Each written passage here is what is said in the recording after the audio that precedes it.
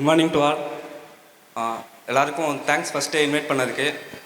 அப்புறம் நல்லா படிங்க, நெகட்டிவ் மார்க்ஸ்லாம் நிறையா கம்மி பண்ணுங்கள்.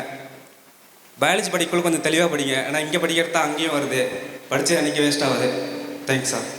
Thank you very much. Thank you Sridharan. Thank you.